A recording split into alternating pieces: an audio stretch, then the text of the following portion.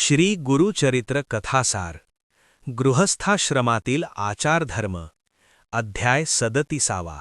श्री गणेशाय नमः. नामधारक सिद्धांना म्हणाले, हे मुने. त्यानंतर श्री गुरु नृसिंह सरस्वती स्वामी महाराजांनी त्या विप्रांना आणखी काय सांगितले.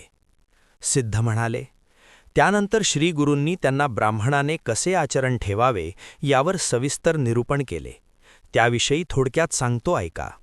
ब्राह्मणाने गृहस्थाश्रमात असताना आपल्या घरात जळणाची लाकडे, दिव्य मणी, तूप, तीळ, कृष्णाजीन, लोकडीची वस्त्रे व काळे मांजर या गोष्टी संग्रही ठेवाव्यात.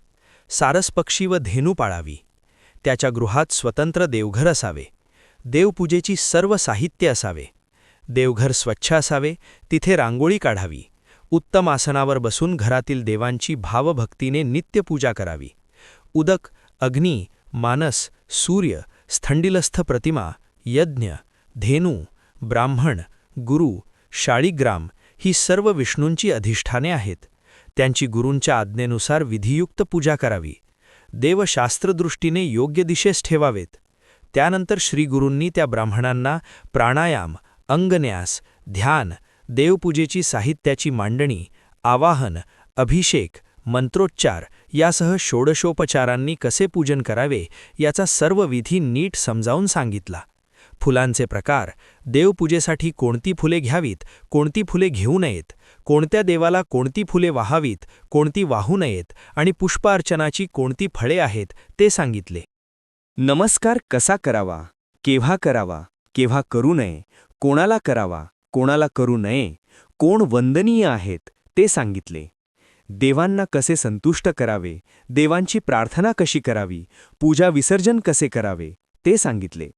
वैश्वदेवाचा विधी, अन्नदानाचे महत्त्व, अतिथीचे स्वागत कसे करावे, अतिथीच्या सेवेने काय पुण्य लाभ होतो, अतिथीचा उपेक्षा केल्याने काय होते, भोजन करताना कोणते नियम पाळावे, मंडल कसे करावे, कोणत्या देवतांचे स्मरण करावे, कोणत्या दिशेला तोंड करून बसावे, भोजनाचे पात्र कोणत्या धातूचे असावे, पत्रावळींसाठी कोणत्या वृक्षांची पाने घ्यावीत आणि कोणती पाने निषिद्ध आहेत ते सांगितले. मग आपोषण, चित्राहुती, प्राणाहुती, मौन यांच्याविषयी सांगून कसे जेवावे, किती वेळात जेवावे, जेवताना किती घास घ्यावीत, घास किती मोठा असावा, कोणाच्या संगतीत जेवावे, जेवताना कसे बसावे, कसे बसू नये, कोणत्या स्थानी जेवू नये, जानवे कसे ठेवावे, अन्न उष्टे कधी होते, जेवताना दीप का प्रदीप्त ठेवावा आणि स्त्रीसाठी अन्न अवशिष्ट न ठेवल्यास कसा दोष लागतो यावर यथार्थ विवेचन केले. पाणी कसे प्यावे, कसे पिऊ नये, कुठले पाणी प्यावे, कुठले पिऊ नये, कोणत्या ठिकाणी पाणी पिऊ नये आणि जेवताना कोणते वस्त्र नेसावे ते सांगितले आहे. जेवल्यावर आधी चूळ भरावी, मग हात धुवावे, मुख प्रक्षालन करावे, दात घासावे असा क्रम सांगितला आहे. काय खावे, काय खाऊ नये, तिथी, वारी, दिवस, रात्री कोणते अन्नपदार्थ निषिद्ध असतात, कोणते दूध वर्ज्य असते, पर्जन्यकाळी कोणते पाणी धोक्याचे असते, कोणते अन्न शिळे असते, कोणत्या स्पर्शाने अन्न शिळे होते, कोणत्या स्पर्शाने अन्न अग्राह्य होते, तांबूल कोणी भक्षण करावा, कोणी करू नये, तांबूल तयार करताना पान कसे घ्यावे, तांबूल व सुपारी यांचे गुणदोष काय आहेत, भोजनानंतर काय करावे, झोपण्याची खाट कशी असावी, ती कोणत्या लाकडाची असावी, ती विणण्याचे शुभ मुहूर्त व शुभ वार कोणते, त्यांची काय फले आहेत, कुठे कसे निजावे, कुठे निजू नये, रात्री शयन करताना कोणती स्तोत्रे म्हणावी, स्त्रीसंग केव्हा करावा, केव्हा करू नये, स्त्रीसंगाच्या वेळी पती आणि पत्नी यांच्या मानसिकतेचा गर्भावर काय परिणाम होतो वगैरे सूक्ष्म विचारही सांगितला आहे. श्री गुरु त्या ब्राह्मणाला म्हणाले, अहो, अशा प्रकारे गृहस्थाश्रमात विवेकयुक्त, सुविचारपूर्वक व शास्त्रविधीला अनुसरून वागणारा मनुष्य देवांनाही वंद्य होतो.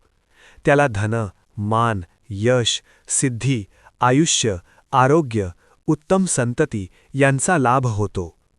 ते ऐकून त्या ब्राह्मणांनी कृतज्ञतेने श्रीगुरूंचे पाय धरले व म्हणाले, स्वामी, तुम्ही खरोखरच उद्धार करते आहात. तुम्ही मला ज्ञान देऊन माझे अज्ञान दूर केलेत, त्यामुळे मी धन्य झालो आहे. तरी यापुढेही अशीच कृपादृष्टी ठेवा. त्यावेळी त्यांचा मनोभाव जाणून श्रीगुरू अतिशय प्रसन्न झाले. श्रीगुरूंनी त्या ब्राह्मणाला आशीर्वाद दिला, म्हणाले, विप्र, आता तुम्हाला भिक्षा मागावी लागणार नाही. तुमची सर्व मनोरथे पूर्ण होतील. तुम्ही सुखात राहाल. तुमची मुलंबाळे आनंदात राहतील. सिद्ध म्हणाले, नामधारका, श्रीगुरुचरित्र हा ग्रंथ इतका प्रभावी आहे की याच्या श्रवण पठनाने अज्ञानाचे निरसन होऊन मनुष्य ज्ञानी होतो. त्याला सर्व अभिष्ट प्राप्त होते. त्याचे कल्याण होते. श्री गुरु चरित्र कथासार अध्याय 37 समाप्त.